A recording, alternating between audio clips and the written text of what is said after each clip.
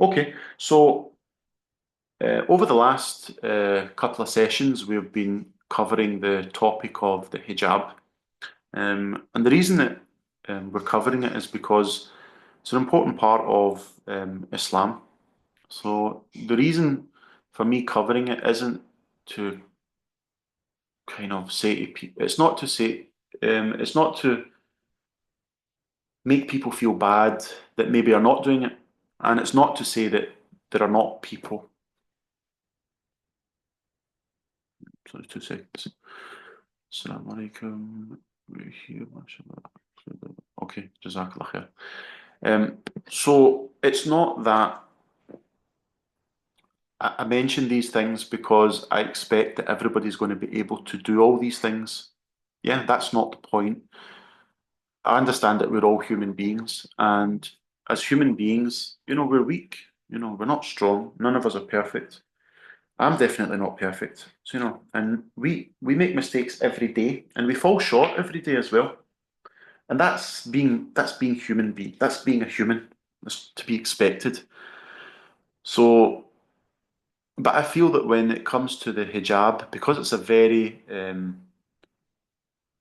politicized kind of thing that, like, if you think about it as a topic, it's something that brings up a lot of different emotions. Um, you know, some people they love it, the hijab, and it's all about, cover up, do this, do that. And for other people, the idea of it is like, whoa, I could never do that. How could I? It's so difficult. So I just want to put that out there that I understand that. So the point in covering these topics is to understand what Islam actually says about it, because there's so much misunderstanding. Um, and yes, the thing is that as Muslim women, there is the commandment from Allah to observe hijab, and there are also rules, by the way, for men on how to interact with women, and for women on how to interact with men. So the point's not judgment, and the point's not to have a go at anyone, just in case people maybe sometimes get the wrong idea. Um, it's just to kind of let people know.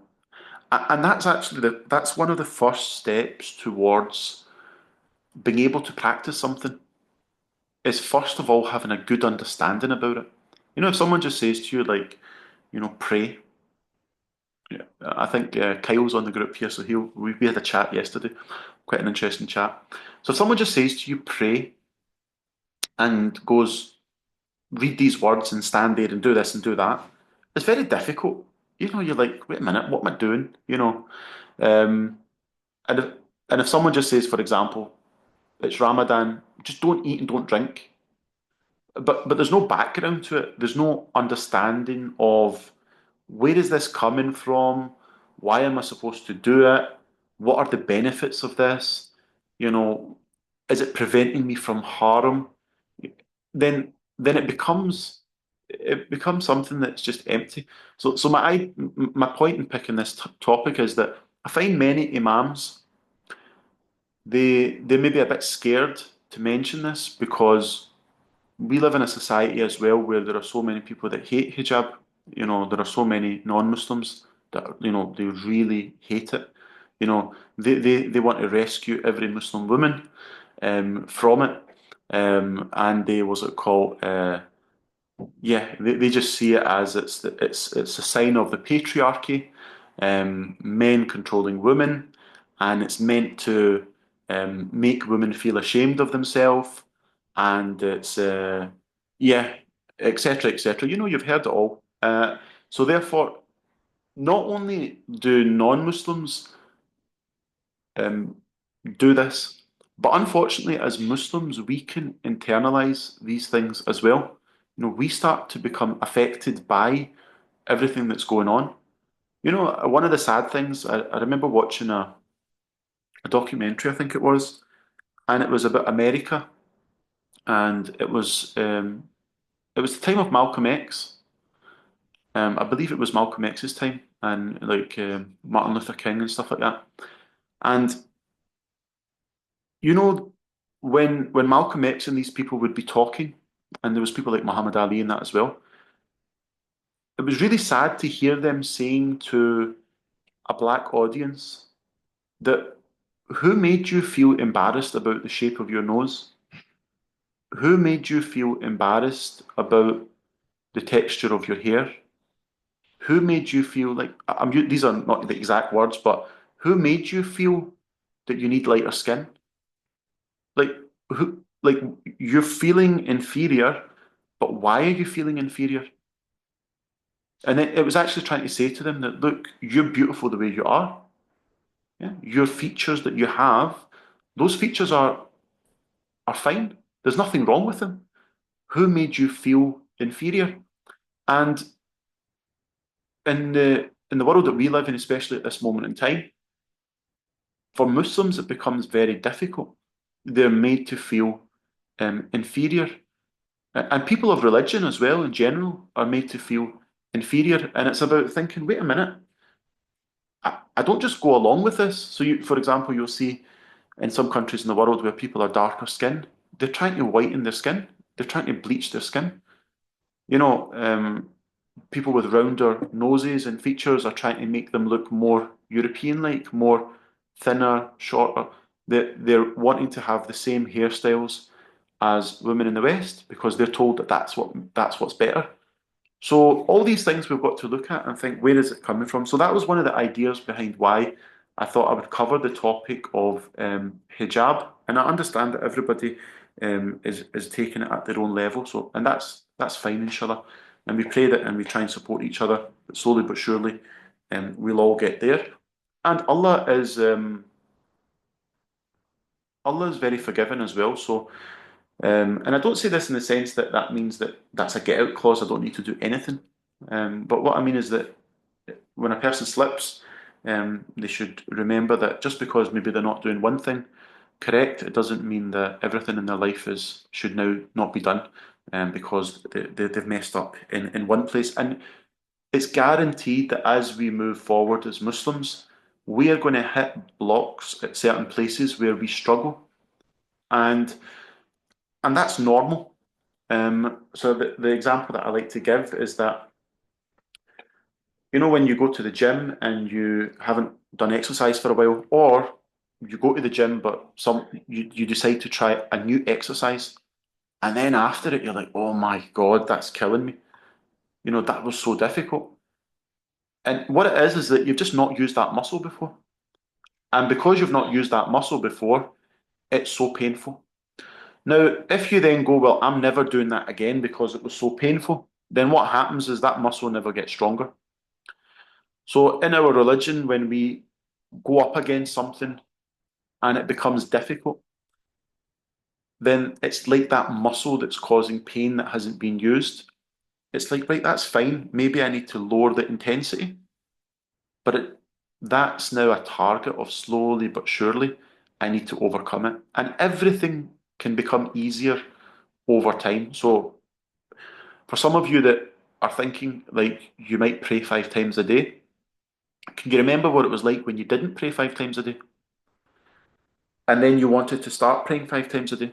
I guarantee that, I mean, it might be a miracle, there might be someone here that's the exception, but someone who can go from praying 0 times a day to 5 times a day and not miss it at all for the rest of their life, that's like a miracle.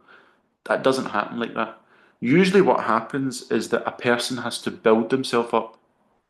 So I even remember so I got into like religion when I was about 15 years old. So the guys from the mosque, they took us on to Judgement. So we went and we stayed in a mosque for a couple of days. And we listened to the benefits of prayer, the punishments that you'll get for missing it, why you should pray, how happy Allah gets. It's a sign of your love for Allah, etc., etc. So I thought, oh, do you know what? I want to pray. So I remember, like, so I would try and do the five, but you're going from not praying to now trying to pray. So it's not that easy. So I remember thinking in my head that I really need to make sure I at least nail one prayer a day properly. Like whatever happens, like I'm not praying any, I need to make sure that I'm praying one. So for example, Fajr, that's very difficult because I've got to get up out of my sleep. Isha might be difficult at certain times of the was it called, year, because like right now, for example, it's really late. So anyway, so I started with one prayer a day. I thought I'm just going to get regular one prayer a day. And then I think it was for a month or something. So I was trying to do the other five prayers, but this one prayer, I'd made a decision I'm not going to miss it. And then the next month, I said, right, it's the next prayer I'm going to focus on. So let's say, for example, it was I'm going to do Usr every day because Usr is later. It's not at the time when I was at school. I'm going to do Usr, and then the next one was right. I'm going to do Maghrib. So that's like 2 months now, and I'm only doing two prayers. And then the next one is right. Okay, I'm going to do maybe Zohar because it's in school time, and I'll just go to the mosque. We had a mosque over the road from our school. I'll go and I'll do my prayer there.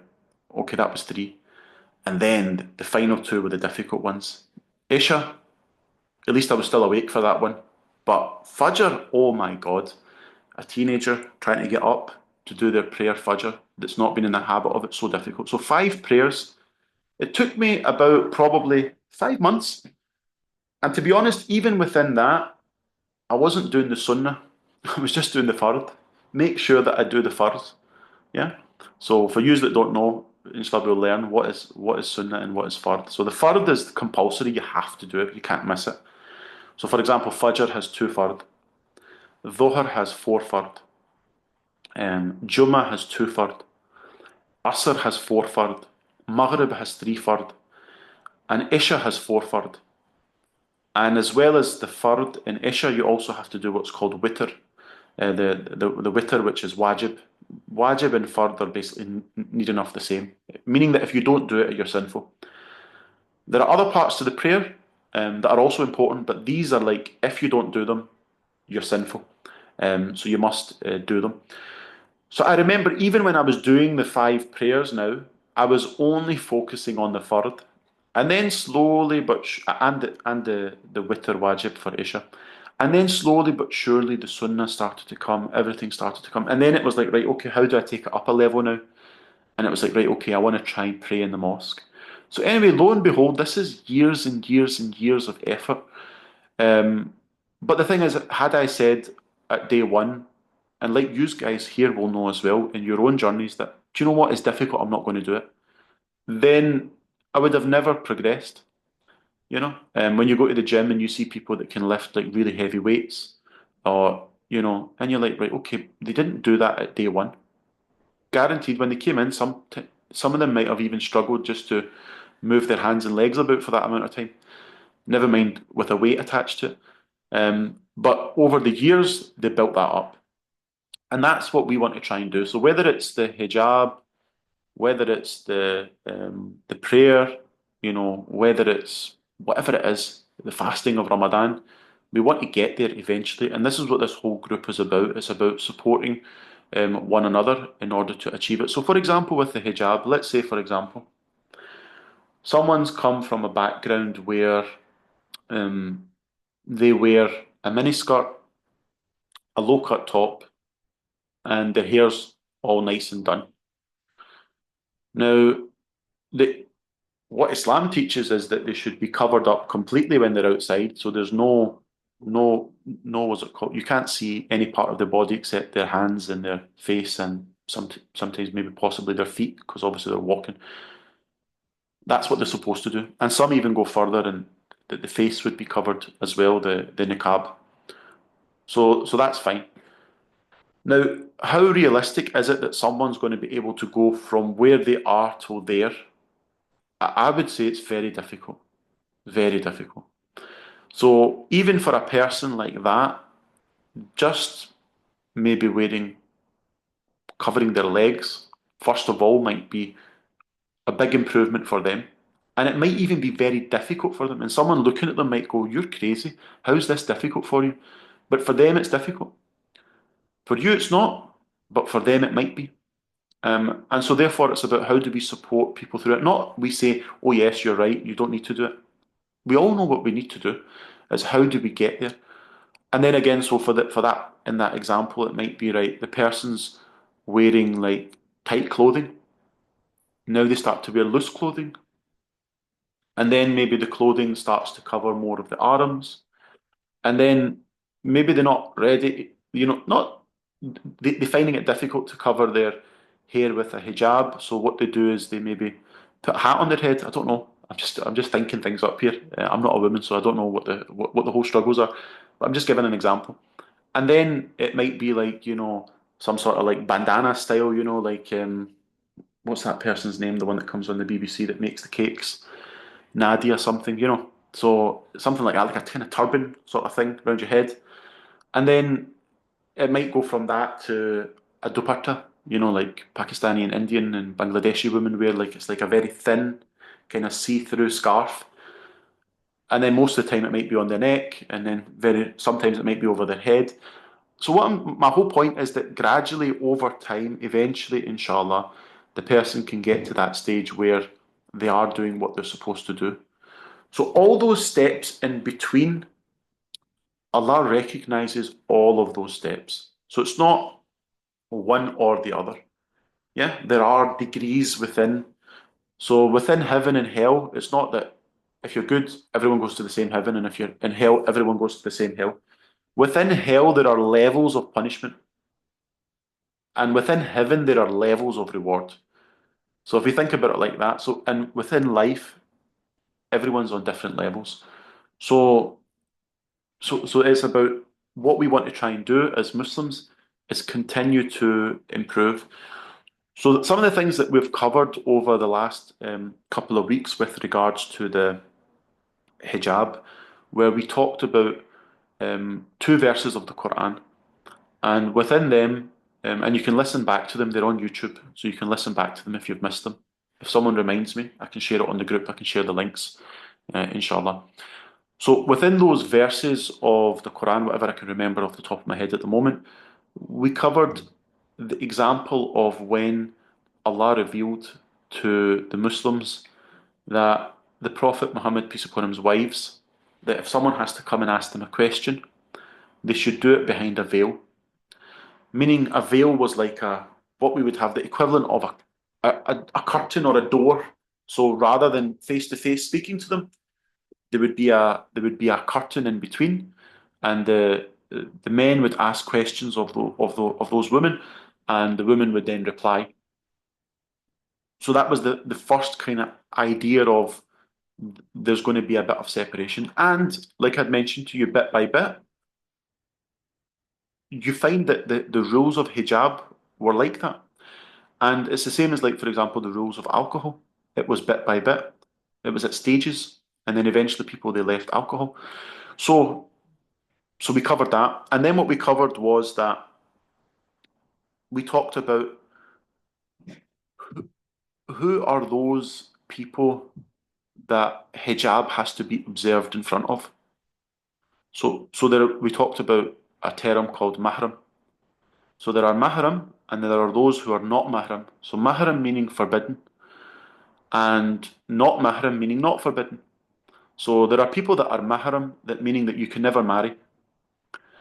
So you don't have to observe hijab round about those people because they're already forbidden for you to marry. And then there's the ones who are not your mahram, and those are the people that you observe hijab in front of. So the other thing about hijab is it's not something that like is done at every single point of your day. It's only at that point where there are people round about who are mahram. If there's no one round about that's mahram, you're fine. You run about other women, that's fine. You run about your mahram relatives, it's fine. You don't have to wear all those things. So anyway, so we covered that, and then we talked about the interaction between men and women, and we said that Islam teaches that generally men mix with men and women mix with women. That's the way it goes. So men mix with men, and women mix with women. And there will be occasions where men and women have to talk to each other who are not mahram, meaning that they should be observing hijab. So then it explains how that is done. So one of the first one that we mentioned is behind a veil. So for example, you need to speak to a woman and you go into the house, press the buzzer and you can ask her on the buzzer. Yeah. Or you're behind the door, she keeps the door closed, what is it? And you explain what it is, and that's fine, no problem. There's no need to see one another in order for that interaction to take place. But then there'll be other times where the woman needs to leave the house. She's out, she needs to drop the kids at school, going to shopping, she might be working, she might be going to the mosque, going for Umrah, Hajj, traveling, whatever. So, or just going out for, going to the park, getting some fresh air, getting some sunshine. So in those situations, then what happens is there were the rules of how that should take place. So for that, we then learnt about what should a woman do. So within that, it was that when you go out, you wear a piece of clothing over the top of your regular clothing that is that is loose enough that you can't see the shape of the person's body, um, meaning it's not tight fitting, and at the same time it's not see through. So and it covers the whole body except the face and the hands. So that's what we learnt about. And then we learnt that when having a conversation with one another, men and women, that women were reminded that there are men who are weak, either because they're sinful or for other reasons, that what a woman's voice, especially if it's feminine, a very kind of soft, sweet voice, it it can give the wrong impression to men. So what was taught? It wasn't taught that women shouldn't speak. It was like when you speak, be sort of professional, be clear. Don't sweeten your voice. Don't make it very soft. Other things that were taught is that when men and women who are not supposed to be mixing with one another, when they have to speak to each other, then it should only be on what they have to speak about that's a necessity. So, for example, if you need to speak to an imam is a male, and you're not related to them. So, first of all, you don't have to show your face, so it could be done over a call, it can be done behind a door, etc., etc., whatever way. But let's say face to face, you have to speak, and it's like you speak, you ask your question. Once that's done, you leave. So that's something else that we learnt about with regards to the mixing of the genders. What we also learnt about was privacy. So privacy in Islam is very important. So when a person's in their house, this is their place where a woman doesn't wear hijab in her house, yeah, unless she's living with mixed family, but it doesn't generally happen. So therefore, before you go into somebody's house, men or women's house, you knock and you seek permission.